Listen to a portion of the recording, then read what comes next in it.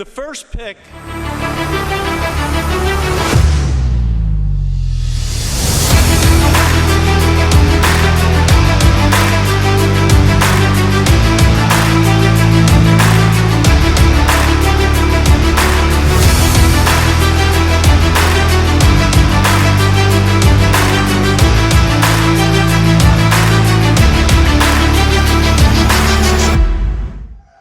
first pick, Hey everybody, Conor Dorney here back at the 2025 MLB Draft Combine, Day 2 in Phoenix, Arizona. I am joined by in-state product, Adonys Guzman, catcher from the University of Arizona. Adonys, thanks for joining me today. Thank you for having me.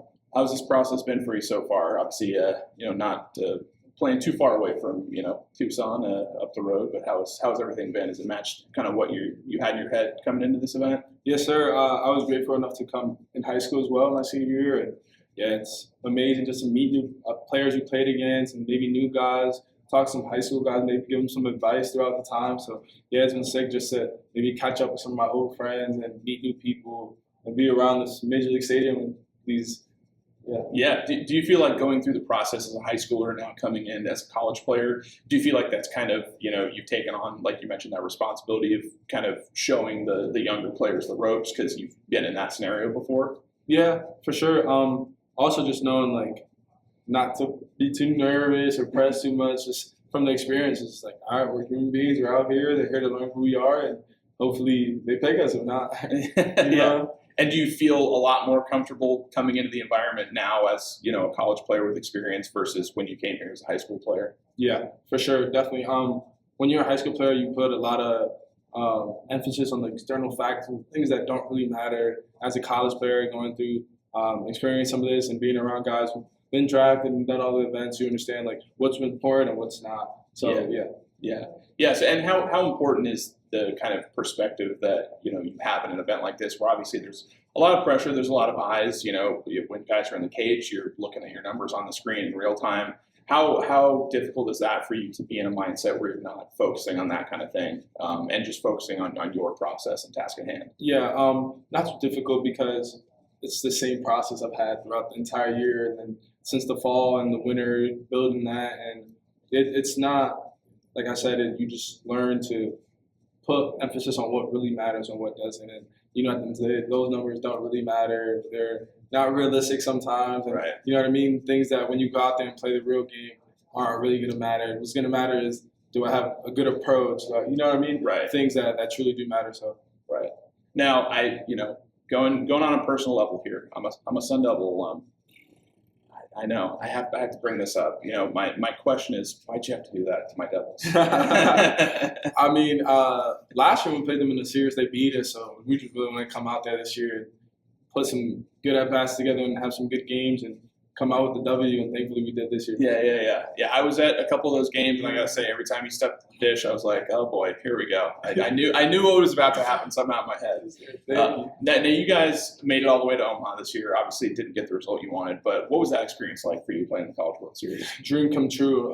Like you said, we didn't get the job all the way done, and we didn't do the things that we know we were capable of doing towards the end. But it was just a blessing to be there. It was like it was a dream come true, like I said, playing in front of all those fans and all those kids coming up to you asking for autographs and asking you, like I said, for advice and questions, and even people coming up to you while you're walking against the food and saying, hey, I saw what you did today, good job. And small things like that, it just makes you feel good, and it's really nice experience. Yeah, absolutely. Now, the University of Arizona is obviously known for its, the success it's had over the last, decade plus on the field, and especially on the pitching side, pitching development.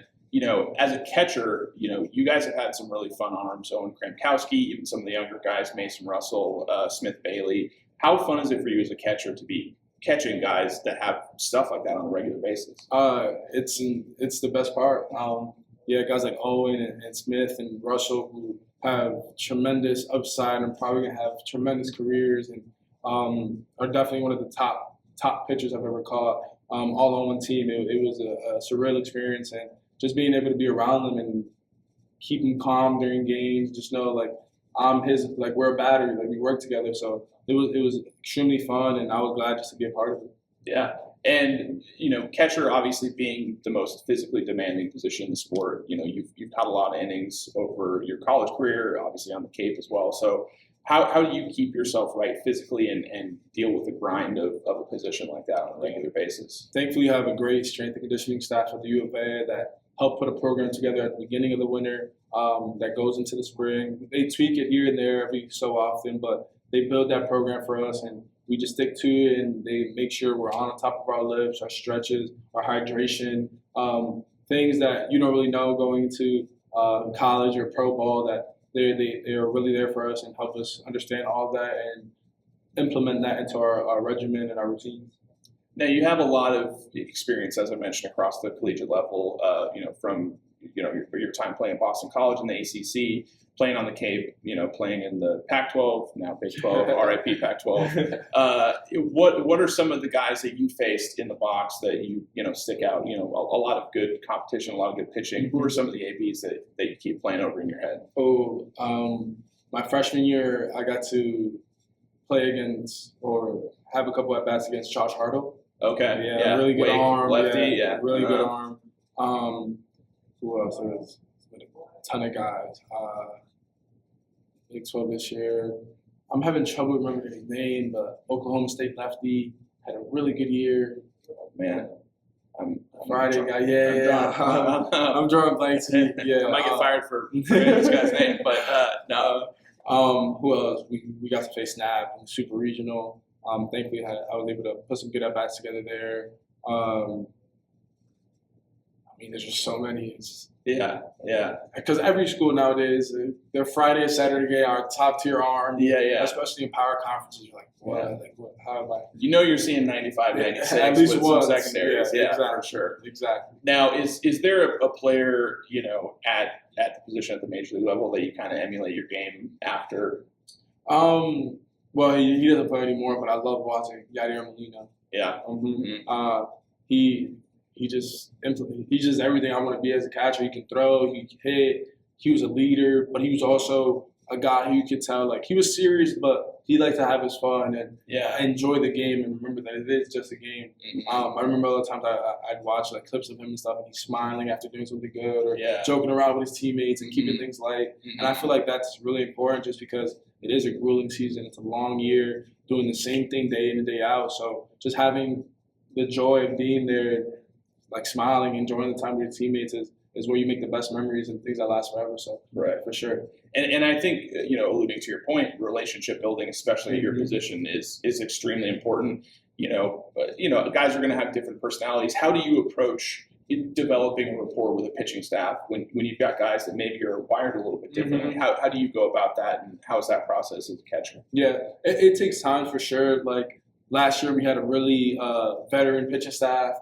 So I didn't really have to do much. They knew how to lock themselves back in and reset and take care of themselves and know what they needed on a day-in, day-out basis to have success. Whereas this year, like we mentioned, we had guys who were starting for the first time at the collegiate level, and you just over time you understand like, all right, he does this well. When he's doing this, it's not going so well, or small things like that you can help tweak, or maybe have a mound visit when you're seeing something throughout his start or his outing. But that really starts in the locker room, just building that confidence and that trust in each other, just from doing silly things. Maybe you jump on it, you know what I mean? Just having fun as people and as humans, and you learn, all right, he likes this makes him tick, small things like that you just pick up over time, and you can go out there and either help him with it or just let him be it. He's going on. Right. And personalities and off the field, that's obviously a huge component of developing that rapport.